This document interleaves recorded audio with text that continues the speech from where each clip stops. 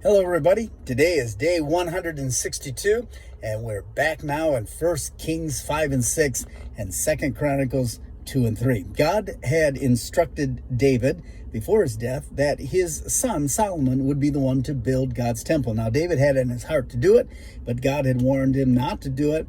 And though David had executed a lot of the blueprints and the plans and initiated some of the startups of this, he himself did not put his hand towards it. So the reputation of Solomon traveled far and wide, and even as far as to King Hiram, because it got back to him. For Hiram and David had been very close. David had been very good to him, and so King Hiram had heard that Solomon was ruling in his father's place, and he heard of Solomon's wisdom and that he was a tremendous man. And so knowing his father, he had Solomon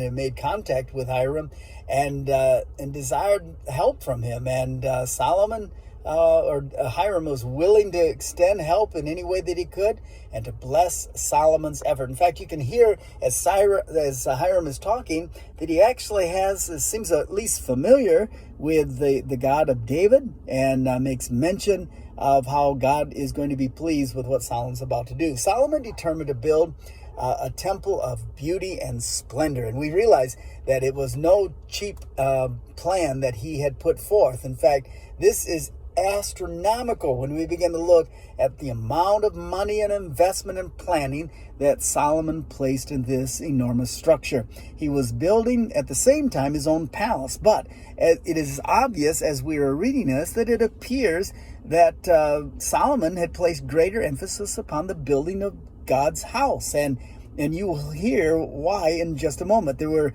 was no cutting corners. It was like he went for the very best material, the best resources.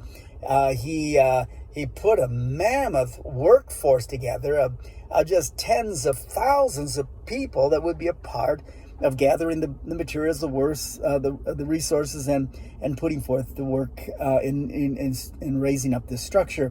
Expensive, though, stones and wood and bronze and gold and silver. I mean, it's endless. And can you imagine the cost of this structure in today's money? Well, I was curious about it, so I thought I'd do a little reading and investigating, and I was amazed to find that the gold, which when you read this passage from 1 Kings and 1st and 2nd Chronicles, it's absolutely unbelievable. Everything was overlaid in gold. Everything, I mean, a talent, I understand, is somewhere around like 70 pounds of gold. So look at how many talents are listed here. And you'll find that the gold alone in today's currency, we understand its value would be $194 billion, $404,500,000. $194,404,500,000. That's incredible to think about. In fact, the silver alone estimates at $76,275,000,000. Now, the value of Solomon's temple, of course, is somewhere around $216 billion just in the gold and silver, which doesn't even touch all the other magnificent material that he put into it, all the money that he paid for his workers, and Hiram that he paid for the wood and all that they sent his way. But the greatest beauty of Solomon's temple is absolutely elegant as it was on the outside and the inside. It was what was truly inside the temple that made it so magnificent. And we'll find this out in our upcoming reading, that when Solomon prayed that marvelous prayer, that the glory of God came down. And in fact, the Shekinah was so intense there that the priests couldn't do their priestly duties. They couldn't even enter into the temple because the presence of God was manifested there. Solomon taught us a principle: don't give God leftovers, and that God gets the best.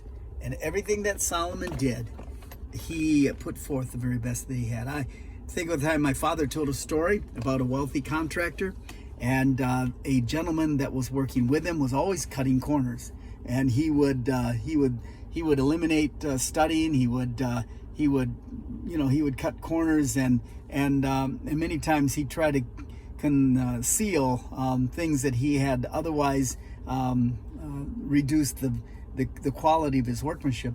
And so when they were finishing up this one house, and this gentleman that was working for this contractor had cut so many corners and made so many exceptions, and he thought he was being real smart and cute, and he kept saying he was saving the contractor money. But when they got done building this house, the contractor took the keys to the house and gave it to the man and said, "This is now your house." And I'll never forget that story, because that man cut corners, and he thought he would do it because it was for somebody else. But would he have cut corners if he had known that that house he actually was building was for himself? You see, we're building God's kingdom, and he deserves the very best in everything that we do. And I think this is a beautiful example that when we give, we get back, and we get back multiplied over and over, and you cannot outgive the Lord. So listen, what a marvelous building. The temple is beautiful, it's magnificent, but remember this, that the temple is no longer in buildings. You and I are the temple of the Holy Spirit, and we need to make sure that we give him the very best that we can.